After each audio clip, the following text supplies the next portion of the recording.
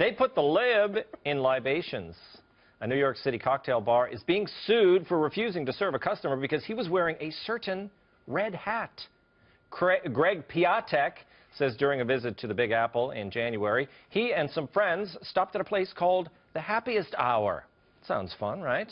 According to the lawsuit, a waitress brought Piatek a $15 jalapeno margarita, delicious, and his buddies some beers. When they tried to order a second round, a bartender noticed his hat and skipped over them. And another server said, "I can't believe you would support someone so terrible, and you must be as terrible a person." Piatek then told a manager who told him, "I spoke directly to the owner, and the owner told me that anyone who supports Trump or believes what you believe is not welcome here." Piatek's party was then kicked out. Fortunately, around the corner, there was a more welcoming bar. Not in the Village. Yes. That bar was not in the Village, definitely. I mean, it was maybe. Should that have been a lawsuit, or that should just be a Yelp review, right? That should just be one negative Yelp review. This should not be a national story.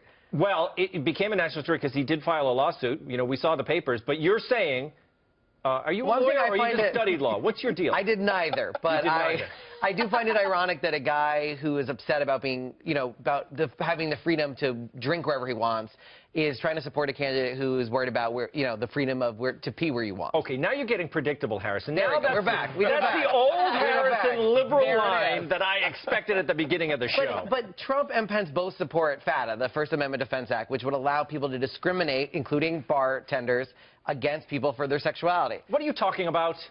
What bartender? What do you mean? There's no bartenders. You're allowed to say because of your religion you will not serve somebody because you disagree with their morals.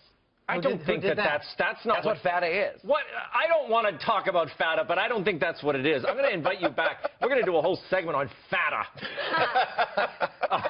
Joe. You sure it's not fatwa? He's not trying to stick a fatwa on you? That may be. He's doing he called me fat, and I'm not happy. He did not.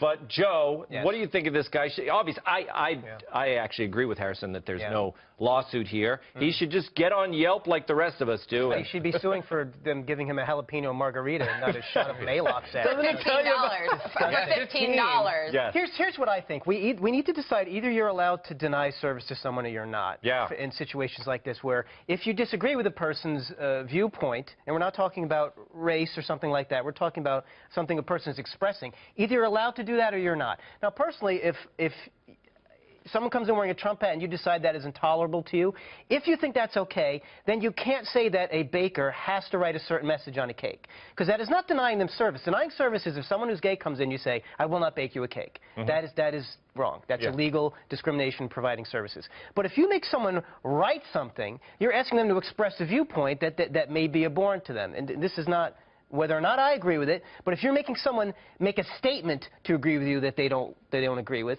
then I say, if you're going to say that a baker can't do that, you can't say that they can't throw this person out. I'm getting confused. You understand what I'm saying? No, I understand what you're saying. You can't pick and choose which one you think is reasonable behavior for denying service. I think you might be biased. God forbid they write Leslie loves Linda on a cake. But they shouldn't be required by law to do that. Enough names, by the way? If you can make someone leave for wearing a hat that says something you don't like on it, you can't force a person to express a viewpoint on a cake. This is coming from you, Joe, who you show up at bars wearing this hat, and I don't think you've ever been thrown out, have you? Oh, that's good. Cute. That's actually my pink calamari hat, and I'm glad that you brought that in here. Johnson, you wanted to get in on this. Of course, the trial of the century. Yeah.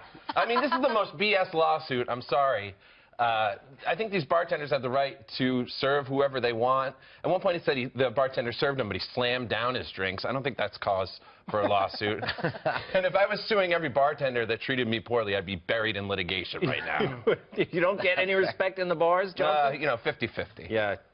Doesn't this sound like a liberal would be suing, not a conservative? Well, like it sounds like a role reversal. That's the reversal now, right? That is the whole point, is that Trump supporters get so obsessed with calling, people who are too sensitive, snowflakes and all of that, which I agree, a lot of people can be way too sensitive, which is why this guy is a prime example of a snowflake. Like, seriously?